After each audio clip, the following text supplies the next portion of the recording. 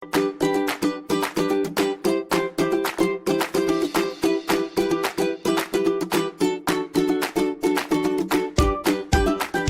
عليكم ورحمة الله وبركاته. مرحبا بكم فيديو جديد على قناتي مطبخ الأطلسية. كنتمنى تكونوا بخير وعلى خير وانتم كتشاهدوا هذا الفيديو. اليوم جبت لكم كيك رائع، مذاق خطير من فواكه الجافة اللي كيجي اكثر من رائع. تبعوا معنا الفيديو من الاول حتى الاخر باش تعرفوا طريقة التحضير والمكونات. بسم الله على بركة الله. اول حاجة غندوزو المكونات.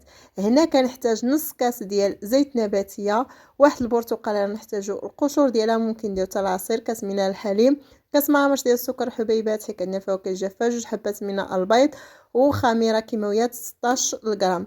وعندنا هنا فواكه جافه نتوما عندكم اختيار، انا عندي اللوز مقطع والكركاع، وعندي التمر، الزبيب، ممكن ديروا الشليحه، ممكن ديروا اي فواكه عندكم جافه. وانا عندي الدقيق، نقول لكم شحال من كاس خدات لي هذا الكيك. وعندي معلقه كبيره من كاكاو اللي حمرته وطحنته. في واحد الاناء ندير جوج حبات ديال البيض بدرجه حراره المطبخ ضروري. الا ما كانوا عندكم في الثلاجه غنديروا في الماء دافي، وكاس معمر ديال السكر حبيبات، وشويه ديال الملحه باش نعدلوا الذوق، وغنحركوهم جيدا حتى تنتج لنا العناصر بالفويه ولا بالخلاط اليدوي ولا بالكراميل اللي عندكم. انا خدمت غير بالخلاط اليدوي.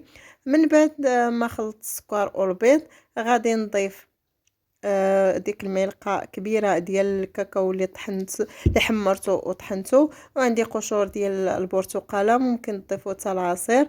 هنا عندي كاس ديال الحليب ونص كاس ديال الزيت النباتيه. عندي الفواكه الجافه كما قلت لكم، اللوز، الكركاع، التمر، الزبيب، وغادي نضيف واحد الملعقه ديال الخل اللي غادي تعطي هذيك الطرا، وغادي تجي منفوخه وشيشه من الداخل. ضروري ديروا الخل، الا ما عندكمش ممكن تستغناو عليه. حتى بهذه الطريقه راه كيجي رائع. دابا غادي ندير جوج اكياس من خميره ديال الحلوى 8 غرام، اي ما ديال 16 غرام. غادي نغربلوها، وغادي نضيف الدقيق. غادي ندير الكاس الاول ثم الكاس الثاني، وغادي نحرك جيدا حتى نحصل على الخليط اللي بغيت. الا خاصني غادي نزيد.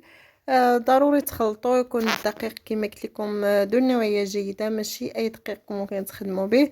ضروري يكون الدقيق خاص بالحلويات باش تنجح معكم لي كيك او الحلوى، اي حاجه صايبتوها خص ضروري يكون الدقيق ذو النوعيه جيده.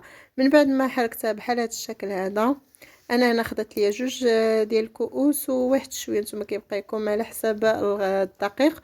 وزائد ان عندي الفواكه الجافه كي تجي العجين ضروري تكون شويه ثقيله، ما غاديش تكون خفيفه بحال الكيك العاديه. هذيك الثمانية كما قلت لكم هي القاعده. غادي ناخذ واحد المول اللي كندهنوا بالزبده اولا الزيت، انا هنا درت ليه ورق الطهي، وغادي نصبوا الخليط. كنهزوا الخليط الاعلى باش كيخرج داك الهواء، وكتجي لنا الكيكه ديالنا مفشوشه، ما كتجيناش مدقصه من الداخل. من بعد ما كنحركوها في الاثناء تنكونوا شايلين الفرن على درجه متوسطه، وتقريبا طياب تياخذ واحد 25 دقيقه حتى 30 دقيقه. من بعد ما كطيب الكيكه ديالنا كتجي بحال هذا الشكل هذا. التزيين تيبقى لكم اختيار. انا هنا زينتها بشويه ديال الكونفيتير وشويه ديال الكوك، نتوما عندكم اختيار. صراحه كتجي رائعه وهشيشه ومفشفشه من الداخل، ما كتجي لا مدقصه لا حتى شي حاجه. فقط تبعوا هاد الخطوات اللي قلت لكم، وصراحه المذاق كيجي يا سلام.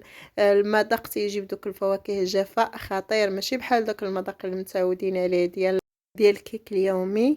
صراحه هاد الكيكه كتجي رائعه، ممكن تحمر لكم الوجه قدام الضياف ديالكم ولا حتى العائله الصغيره ديالكم. نتمنى ان هذا الفيديو ديال اليوم ينال الاعجاب ديالكم، وتبارطاجيوه مع الاصدقاء والاحباب لتعم الفائده. دمتم في رعايه الله وحفظه، والى فيديو قادم ان شاء الله.